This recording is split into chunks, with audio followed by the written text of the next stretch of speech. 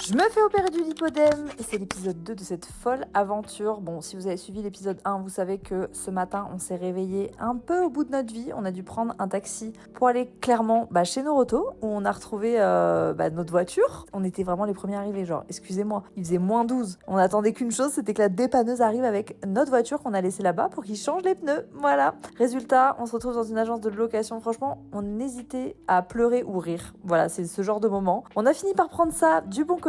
On a retrouvé une voiture qui est pas aussi confort que notre Nissan, on va pas se mentir, mais de toute façon on avait 4 heures de route direction l'Allemagne. Sur le chemin, franchement, on était en train de se dire mais qu'est-ce qu'on fout là? Vraiment, il faisait -15, on comprenait rien, les routes, les trucs. Mais écoutez, on a failli arriver à bon port, c'est ce que je pensais en fait à ce moment-là.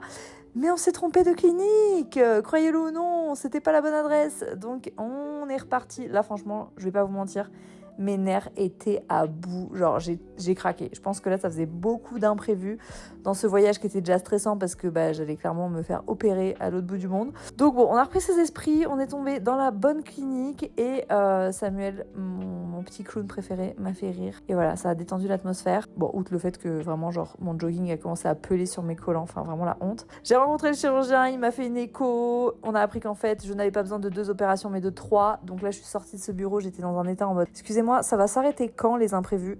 Voilà, mais bon, en même temps, il a eu raison de me dire ça parce que il fait attention à ma santé et il avait envie de faire les choses bien. Donc j'ai eu l'occasion de discuter avec toute l'équipe qui parlait français et tout, c'était absolument adorable. On a fini la journée sur les rotules, c'est le cas de le dire, à préparer ma valise pour le lendemain parce que c'était le jour J. On a mangé notre premier repas de la journée et vous savez ce que j'ai retrouvé?